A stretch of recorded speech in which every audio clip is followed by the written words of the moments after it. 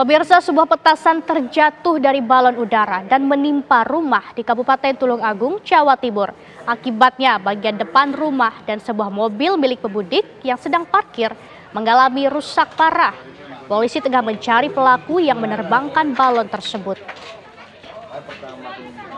Seperti inilah rumah milik Turmudi, warga Desa Gandong, Kecamatan Bandung, Kabupaten Tulung Agung, Jawa Timur. Setelah kejatuhan petasan berukuran raksasa dari sebuah balon udara. Bagian teras dan kaca rumah hancur akibat ledakan petasan tersebut. Selain itu, sebuah mobil milik pemudik yang parkir juga mengalami rusak parah.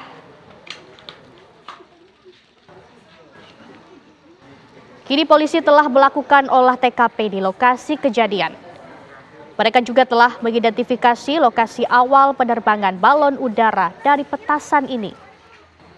Hingga saat ini, polisi masih mencari pelaku yang menerbangkan balon udara dan petasan tersebut. Selain itu, Polres Tulung Agung juga telah mengeluarkan surat edaran pelarangan balon udara. Selain membahayakan penerbangan dan listrik, balon udara juga rawan jatuh ke kawasan pemukiman warga.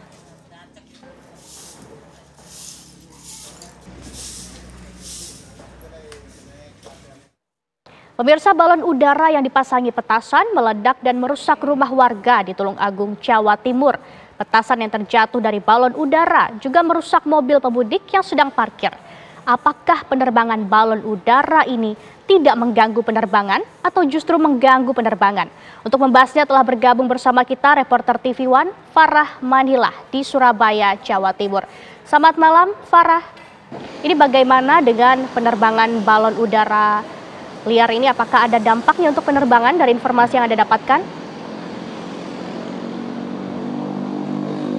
Iya, pemirsa, memang tradisi penerbangan balon udara yang memang kerap kali dilakukan pada momen Lebaran ataupun Idul Fitri ini masih dilakukan begitu ya di sejumlah wilayah di Jawa Timur, termasuk yang tadi mungkin disampaikan ini di wilayah Tulung Agung dan berdampak terhadap rumah warga dan juga mobil akibat meledaknya petasan yang ada dalam balon udara.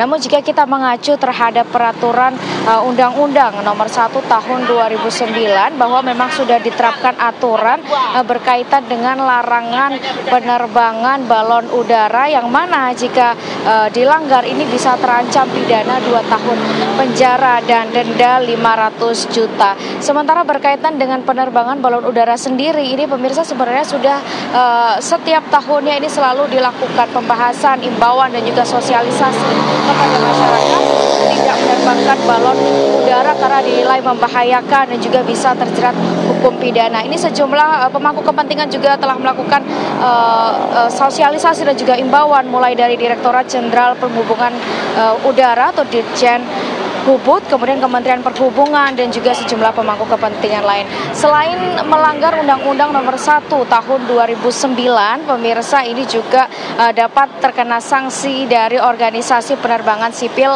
Internasional (ICAO) berupa larangan penerbangan internasional. Yang memang penerbangan balon udara ini juga cukup menjadi polemik karena kerap kali terjadi bahkan setiap tahunnya di sejumlah wilayah di Jawa Timur, beberapa di antaranya ini di Wonosobo dan juga di Tulung Agung. Dan pemirsa, memang pemerintah juga telah mengatur berkaitan dengan penerbangan balon udara ini boleh tetap menggelar festival tradisi.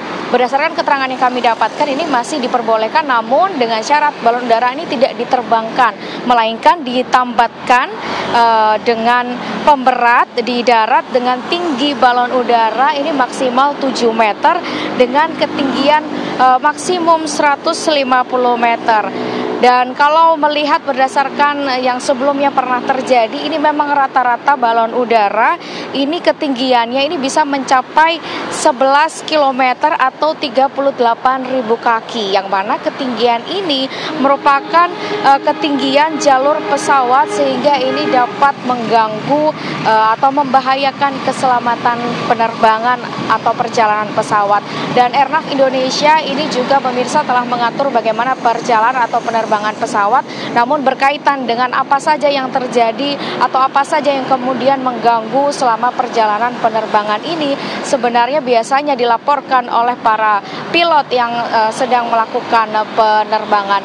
Dan sementara informasi yang kami dapatkan juga memang imbauan ini juga terus dilakukan dan termasuk ada turunan dari aturan-aturan Undang-Undang Nomor 1 Tahun 2009 ini berkaitan dengan penerbangan seperti yang tadi sebelumnya saya sebutkan, diantaranya adalah syarat untuk pemberian pemberat begitu ya di darat dan juga ketinggian maksimal balon udara. Sementara informasi ini yang masih saya dapatkan, saya kembalikan ke rekan-rekan di studio. Baik Farah, kemudian seperti apa himbauan dari pihak terkait untuk masyarakat agar tetap bisa berbahagia atau melaksanakan tradisi namun tetap aman untuk semua pihak baik penerbangan itu sendiri? Iya, memang imbauan berkaitan dengan festival balon udara sebenarnya ini juga terus digaungkan begitu ya, terus disampaikan kepada masyarakat. Namun memang yang terjadi di lapangan adalah ini seringkali di luar dari apa yang disampaikan oleh pemangku kepentingan, seperti balon udara ini kemudian diberi petasan yang pada akhirnya meletus atau meledak begitu ya, dan berdampak terhadap atau berdampak terhadap kerusakan yang terjadi di sekitar wilayah tersebut. Demikian informasi dari Surabaya, Jawa Timur. Baik, lalu apakah ada kebijakan khusus yang diberikan aparat maupun pihak terkait mengenai penerbangan balon udara ini, Farah? Iya, sebenarnya berkaitan dengan aturan ataupun larangan maupun regulasi dari pemerintah ini sudah cukup jelas tertuang dalam Undang-Undang Nomor 1 Tahun 2009 berkaitan dengan penerbangan, termasuk denda yang akan diberikan kepada para pelanggar.